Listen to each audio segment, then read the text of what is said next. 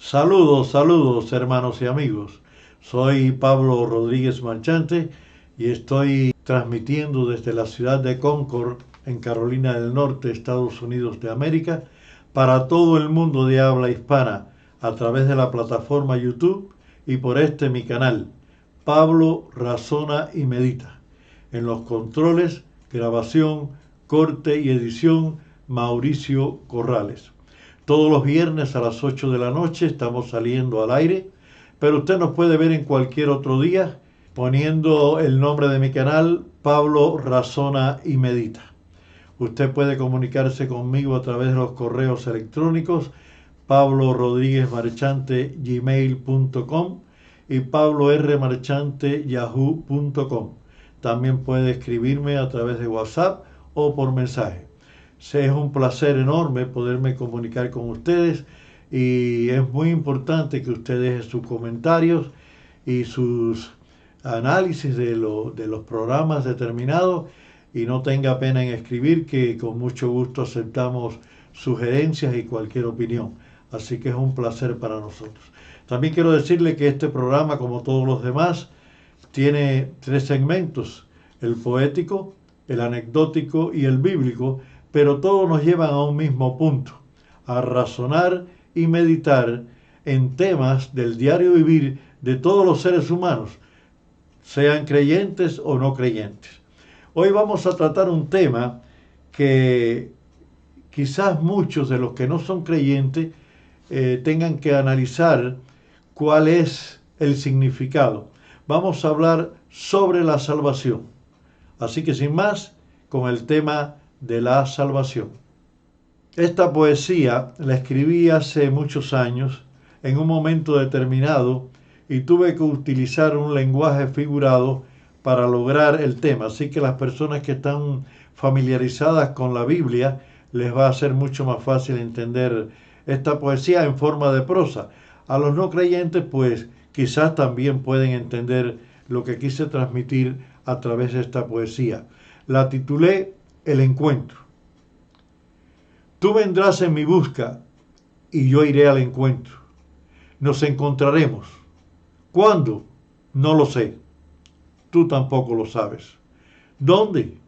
En un lugar vacío, lleno de vapor. Qué encuentro esperado, tan inesperado. ¿Y entonces qué? ¿Qué vendrá después? Cruzaremos las calles amarillas, llegaremos a nuestro mar sin olas, y besaré la unión de tu piel con sabor a hiel. Disfrutaremos así muchas cosas más y estaremos allí. ¿Hasta cuándo? Hasta siempre jamás. Hay un hombre que desde pequeño nos conocemos, es aproximadamente de mi misma edad, y desde la niñez pues fuimos amigos y las familias también eran amigos entre ellos.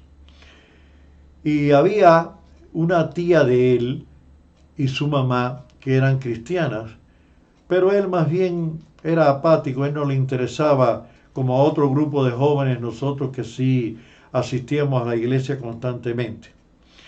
Pero él vivía en el campo y se crió de una manera muy sana. Pero algunos familiares de él padecían de esquizofrenia y parece que él heredó también eso.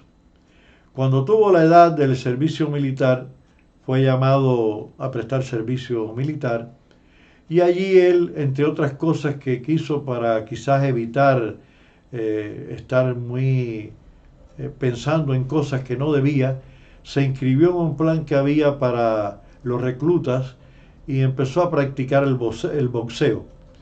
Y él realmente no era muy malo en el boxeo, tenía buena pegada, era hábil, inteligente para la pelea, y sus primeras peleas todas fueron de éxito.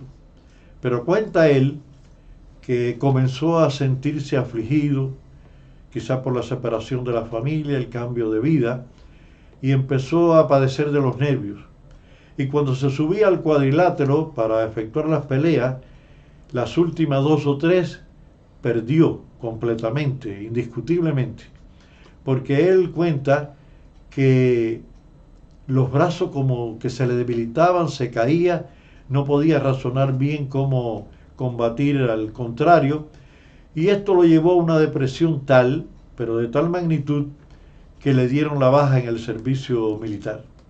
Regresó a su finca, a la finca de su familia donde vivían, y allí comenzó a ayudar a sus padres en las tareas campestres, campesinas, pero un día el mal se fue agravando y él decidió suicidarse, no quería seguir viviendo.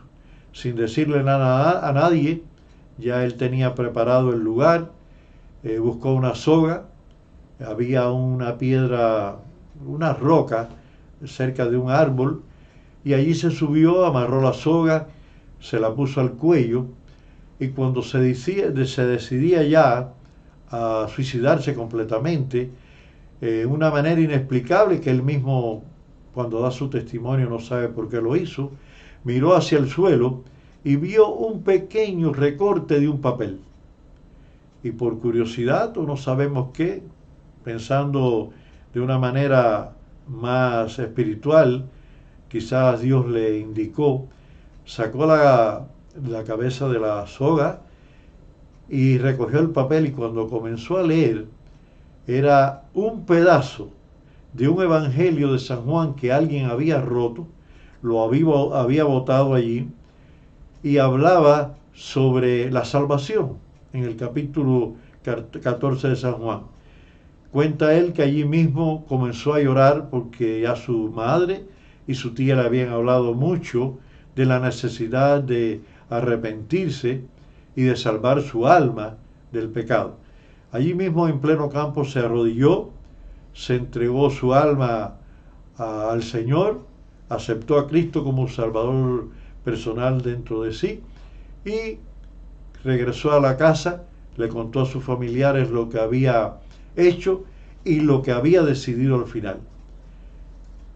Hasta última hora que lo vi, hace un tiempo que no lo veo, él vivía feliz con su familia allí en la finca de sus familiares y trabajando y recuperado totalmente de la enfermedad de los nervios.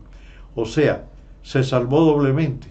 Se salvó físicamente de una muerte y se salvó también espiritualmente de la muerte eterna. En la palabra de Dios, la Biblia, en Romanos 1:16 dice lo siguiente: no me avergüenzo del Evangelio, porque es poder de Dios para salvación a todo aquel que cree. La salvación no es solo librarse de un mal, sino además la obtención de un bien.